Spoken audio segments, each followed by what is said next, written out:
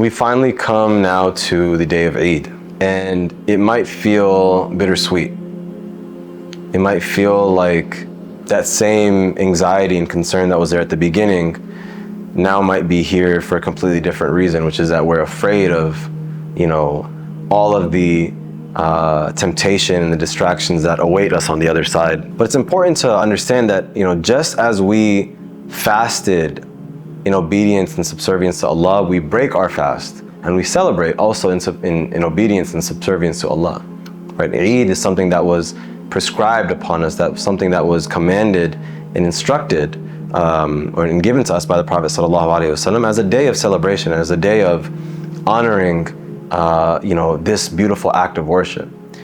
And in Islam, those days, those moments of celebration, right, are as a result of completing beautiful acts of worship. Right? We are celebrating Allah subhanahu wa ta'ala's guidance. We are celebrating Allah subhanahu wa ta'ala's path. Right? We are glorifying His name in the streets, as if to say, Ya Allah, all of our existence, all of our joy, all of our movements throughout the world are to honor and elevate your name.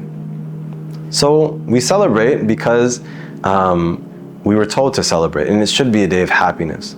It should be a day in which we appreciate the ability and the opportunity to have been guided into worship Allah subhanahu wa ta'ala. وَلِتُكَبِّرُ اللَّهَ عَلَى مَا هَدَاكُمْ, as Allah tells us in the Quran, so that you exalt Allah for having guided you, right? وَلَعَلَّكُمْ تَشْكُرُونَ, and for us to be grateful. So let us use this day to show our gratitude, to show our appreciation, to show our devotion to Allah subhanahu wa ta'ala and our excitement and our happiness for having been able to take part and be part of this blessed and beautiful community.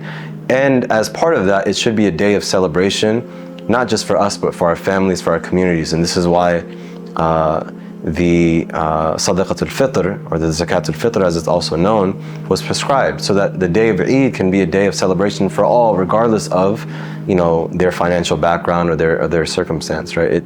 Our Eid, our celebration, should be a communal celebration, not just an individual one.